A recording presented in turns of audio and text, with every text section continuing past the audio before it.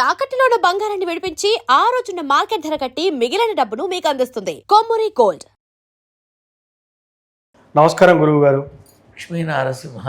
ముఖ్యంగా తెలంగాణ రాజకీయాలు రోజుకొక మలుపు తిరుగుతున్నాయి. అసంతృప్తులతో కానివ్వచ్చు, కొంతమంది కేబినెట్ మినిస్టర్లు సీఎంకి వ్యతిరేకంగా కొంత ప్రాపగండ చేయడం జరుగుతూ ఉంది. సో ముఖ్యమంత్రి గారు, తెలంగాణ ముఖ్యమంత్రి రేవంత్ రెడ్డి గారు ఇంటర్వ్యూ ఇచ్చినప్పుడల్లా 10 సంవత్సరాలు ఈ కుర్చీ నాదే అంటున్నారు. కానీ 5 సంవత్సరాలకి అది పరిమితం అయిపోతుంది. 5 సంవత్సరాల మధ్యలోనే ఏదన్నా ప్రాబ్లం వచ్చే సమస్య ఉంది అని అంటారు. ఎందుకన్నా ఆ మాట? జరుగుతున్న పరిస్థితి కానివ్వండి. మన దౌర్భాగ్యం ఏంటంటే ఊహలు, ఆశలు, కోరికలు విపరీతంగా పెరిగిపోతున్నాయి తెలంగాణలో రాజకీయ నాయకులకి. ఓకే, కాంగ్రెస్లో ఓ డజన్ మందికి ముఖ్యమంత్రి అవ్వాలని ఉంది. అందరినీ చేయలేం కదా, డజన్ మందికి అవ్వాలని ఉంది. అవును. బీఆర్ఎస్లో ఒక 60 మందికి ఉంది. నిన్నగాక మొన్న వచ్చిన కవితమ్మకు ఉంది. రేపు జనసేన వస్తే పవన్ కళ్యాణ్ సీఎం అవ్వాలని అక్కడుంది. అవును. ఈ ఎవరికి లేదు? అందరికీ ఉంది. మరీ అసహ్యంగా కాంగ్రెస్లోనే రేవంత్ రెడ్డికి కుంపటి ఉంది. అవును. ప్రత్యర్థులు బయట కాదు, తన వర్గంలోనే, తన ప్రభుత్వంలోనే తనని విభేదించేటటువంటి మనుషులు ఉన్నారు. అవును, ఇది నిజం. ఇంకో 2-3 నెలలు ఇతమిద్దంగా కష్టకాలం అనేది ఉంది రేవంత్ రెడ్డికి. ఓకే, అది దాటిన తర్వాత దారి కొంచెం సాఫీ అవుతుంది. ఓకే. కాబట్టి రేవంత్ రెడ్డి అనబడే మనిషిని కాంగ్రెస్లో 100కి 100% అధినాయకత్వం అంటే రాష్ట్ర ప్రభుత్వంలో అందరూ సహేతుకంగా లేరు. ఓకే. కొంతమంది ఎన్టీఆర్ విగ్రహం పెట్టడం ఏంటి, అవును, కాంగ్రెస్ అయ్యుండి, కొంతమంది సెక్రటేరియట్ ఎదురుగుండా రాజీవ్ గాంధీను, సోనియా గాంధీ రూపంతో తెలంగాణ తల్లిని ఇలా వీళ్ళని పెట్టడం ఏంటి అని కొంతమంది. అవును. కొంతమంది ఏమో ఈయన టీడీపీ పార్టీయా కాంగ్రెస్ పార్టీయా అని కొంతమంది. ఇలా అనేక రకాల అనుమానాలకి అవకాశం తానే ఇచ్చాడు. ఓకే. జూబ్లీ హిల్స్ ఉప ఎన్నికలు ఏవైతే ఉన్నాయో నేను టికెట్ కూడా అనౌన్స్ చేయకముందే సెప్టెంబర్లో చెప్పా, జూబ్లీ హిల్స్ టికెట్ నవీన్ యాదవ్కి వస్తుంది, అసెంబ్లీకి వెళ్ళి అధ్యక్ష అని తీరుతాడు, ఈసారి ఎవ్వరి వల్ల కాదు అన్నా. అదే జరిగింది. మాధ్యమాల్లో ఉంది. అవును, నేను చెప్పాల్సిన పని లేదు. ఆల్రెడీ అందరూ చూసిన వాళ్ళు ఉన్నారు, నా దగ్గరకు వచ్చిన వాళ్ళు ఉన్నారు. అప్పుడు మాట ఇచ్చాడు, ఎన్టీఆర్ విగ్రహాన్ని ఇక్కడ ప్రతిష్ఠ చేస్తాము తీసేసిన చోట అన్నట్టుగా మాట నిలబెట్టుకున్నాడు. ఇప్పుడు ఎన్టీఆర్ భారతదేశం గర్వించదగ్గ వ్యక్తి కాబట్టి పెట్టడంలో తప్పు లేదు. కానీ ఇప్పుడు కొంతమంది ఏంటి విగ్రహాలు పార్సిల్ చేస్తామంటున్నారు కదా. ఇప్పుడు విగ్రహాలను పార్సిల్ చేస్తావు, కుకట్పల్లిలో కొన్ని లక్షల మంది ఉన్నారు, పార్సిల్ చేస్తావా? మీ వల్ల అవుతుందా? ఎందుకు మనుషుల మధ్య విభేదాలు, ఎందుకు మనుషుల మధ్య ఈ గొడవలు సృష్టించకండి. మీకు ముఖ్యమంత్రి కావాలనుందా, పోటీ చెయ్యండి. ఓకే. మీకు రాజకీయాల్లో పెను సంచలనం సృష్టించాలని ఉంటే గట్టిగా నిలబడండి. అంతేగాని ప్రాంతీయ విభేదాలు, ప్రజల మధ్య చిచ్చు, అక్కర్లేని గొడవలు ఇవి వద్దు. ఓకే. మన మధ్య గొడవలు వద్దు. మనం అందరం కలిసి ఉన్నాం. తెలంగాణ అనేది భారతదేశంలో ఒక భాగం. భారతదేశంలో తెలంగాణలో యావత్ భారతావని నుంచి వచ్చిన అందరూ బతుకుతున్నారు. ఒక్క తెలంగాణ వాళ్ళు కాదు కదా. ఈ మధ్య చూసా, ఇప్పుడు నా తాత కొంటే నా నాన్నదవుతుంది, నా నాన్న కొంటే నాదవుతుంది, నేను కొంటే నా బిడ్డదవుతుంది, అది నా జాగీర్ అవుతుంది. తెలంగాణని సంపాదించుకున్న ఉద్యమకారులకే ప్రథమ ప్రాధాన్యత ఉంటుంది. ఓకే. కానీ ఇక్కడ ఏం చేస్తున్నారు, ఈ తెలంగాణ వాదంతో మనుషుల మధ్య చిచ్చు పెడుతున్నారు. పెట్టకండి, దయచేసి పెట్టకండి. ఇప్పుడు కాంగ్రెస్లో ఇంతమంది సీనియర్లు ఉంటే నిన్నగాక మొన్న వేరే పార్టీ నుంచి వచ్చిన వాడికి ఇస్తాడా అని కడుపు మంటతో ఉన్న వాళ్ళు ఉన్నారు, కళ్ళల్లో నిప్పులు పోసుకుంటున్న వాళ్ళు ఉన్నారు. బయటకు వస్తారు ఎవడన్నా?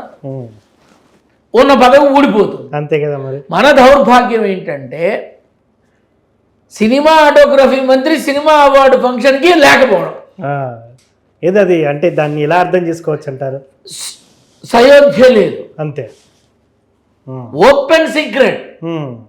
ప్రతి వాళ్ళు వాళ్ళ ఇష్టానుసారంగా చేస్తున్నారు అన్నట్టుగా బాహ్య ప్రపంచం మాట్లాడుతోంది. లేకపోతే ఎంతోమంది సీనియర్లు ఉన్నారు, ఈ రోజుకి కూడా వాళ్ళకి కనీసం నామినేటెడ్ పదవులు ఎందుకు రాలేదంటారు? హైకమాండ్. ఆ, అక్కడ వాళ్ళు ఆనందపడితే ఇక్కడ వీళ్ళు ఆనందపడతారు, అక్కడ ఆనందపడకపోతే ఇక్కడ ఏడుపు తప్ప ఏం మిగిలిచి వస్తుంది. అంతే అంటారా? ఇది ఎవరికి తెలీదు. ఆ, అరే ఇవాళ రేపు తండ్రి రే నువ్వు 10th క్లాస్ 1st క్లాస్ వస్తే నీకు బైక్ కొంటా ఉమ్, అంటున్నారా? అంటున్నాడు.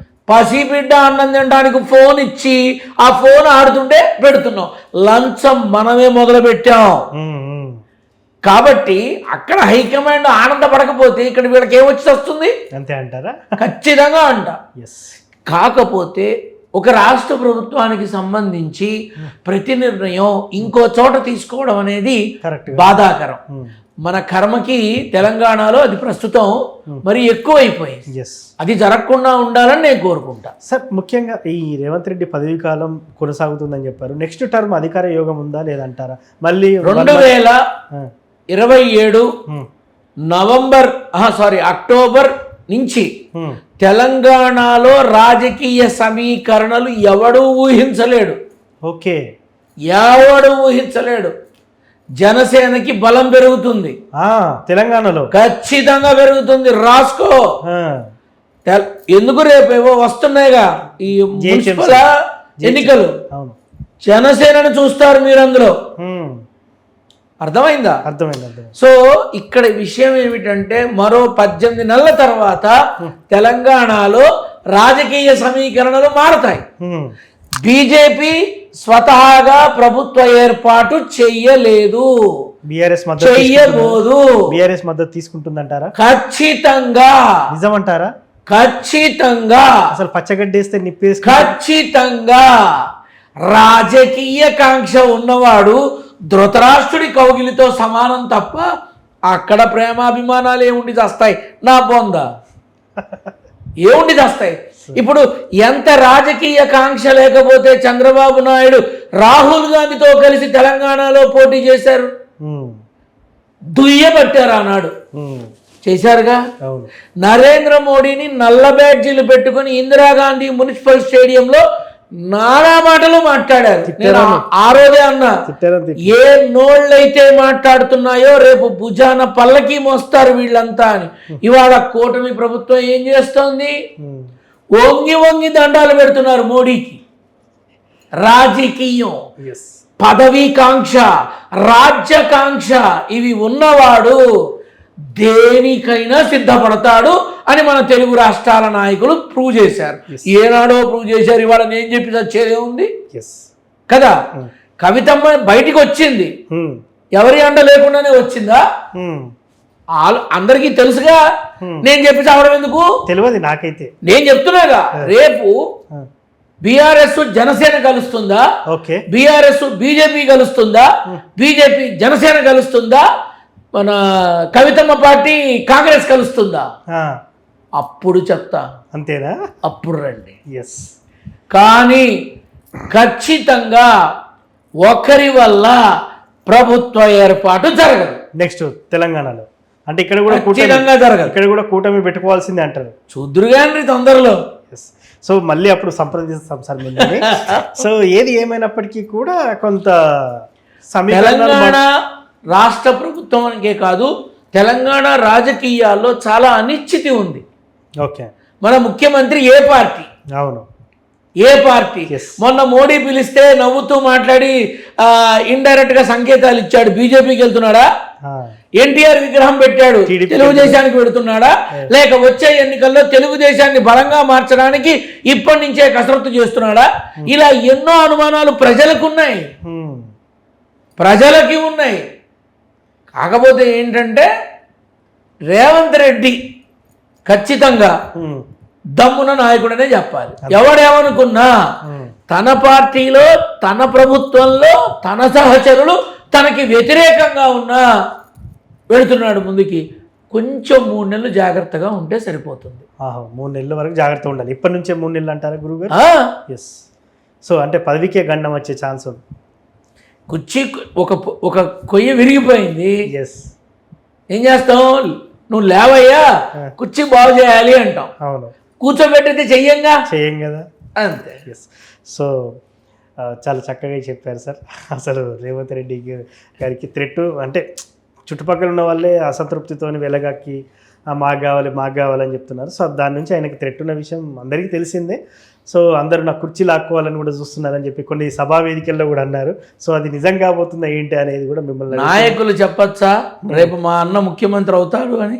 అదే కదా, మా అన్నయ్య అవుతాడు అని చెప్పచ్చా? చెప్పారు. సడన్ గా 3 శాఖల్ని మార్చే ఆలోచన ఎందుకు వచ్చింది ప్రభుత్వంలో?